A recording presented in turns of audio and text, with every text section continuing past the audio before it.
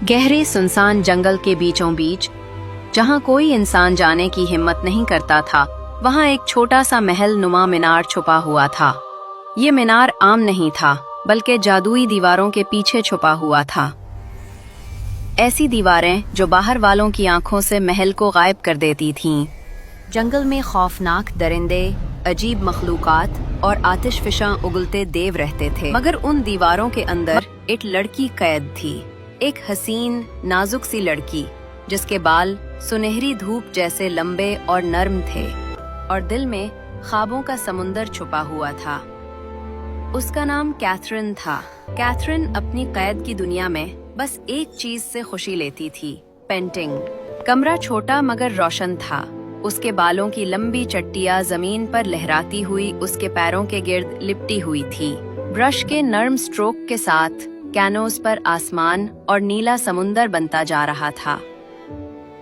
Painting के पास उसकी दो सबसे करीबी दोस्त थीं, एक छोटा सा शरारती खरगोश रूबी और एक प्यारी सी जामी रंग की नन्ही ड्रैगन पेनी।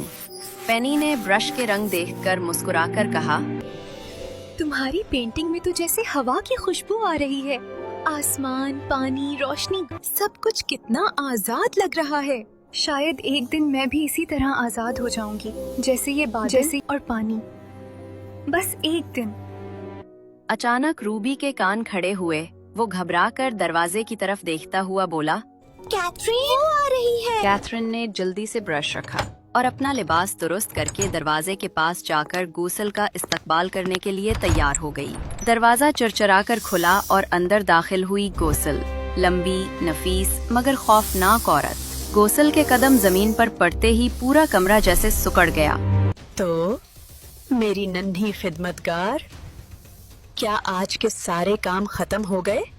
जी मोहतरमा गौसल, सब कुछ कर दिया। कैथरीन नजरें झुकाकर नरमी से बोली। गौसल की नजर फर्श पर पड़ी, जहाँ हल्की सी गिर्द थी। ये क्या है? मैंने कहा था ये जगह चमकनी चाहिए। फिर वो कैथरीन के सुनहरी बालों को पकड़कर झटका दिया। याद रखो, तुम मेरी एहसानमंद हो।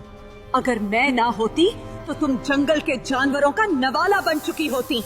ये कहकर वो हुरूर से चलती हुई अपने कमरे में चली गई। दरवाजा बंद हुआ, धड़ाम, और कमरे में सिर्फ कैथरीन, उसके आंसू बाकी रह गए। कैथरीन आहिस्ता से सांस ली, अपने आंसू पूंछे और कहा, चलो रात की तैयारी कर लेते हैं, वरना वो फिर नाराज हो जाएगी। तीनों चुपचाप शाम के खाने की तैयारी करने लगे और बाहर जंगल में हवा के साथ जादुई दीवारों की मध्यम रोशनी टिमटिमाती रही, जैसे किसी ख्वाब का दरवाजा बंद हो गया हो। कैथरीन खाने के बाद खिड़की के पास बैठी आसमान की तरफ देख रही थी। दिल में इंजानी तड़प जागी। पेनी ने आहिस्ता से कहा, कैथरीन, अगर हम वाकई वहाँ जा सकते, दीवार के उस पार कोई दुनिया हो। बस काश कोई रास्ता होता। इतने में रूबी के कान खड़े हुए। नीचे फर्श से हल्की सी खटखट की आवाज आई और अचानक फर्श का एक तख्ता हिला और तख्ता टूटकर अलग हुआ। नीचे एक चमकदार रोशनी दिखाई दी। तीनों ने नीचे झांका। रोशनी किसी लंबी सुरंग में जा रही थी। कैथरीन ने हिम्मत जमा की, मैं देखने जा रही हूँ। शायद कोई दरवाजा है। पिनी ने कहा, गौसल को पता चला तो? कैथरीन बोली, अगर मैं ना गई तो कभी नहीं जान सकूंगी कि बाहर क्या है। वो आहिस्ता से नीचे उतरी, दिया पकड़ा। सुरंग तंग थी, जादू की खुशबू आ रही थी।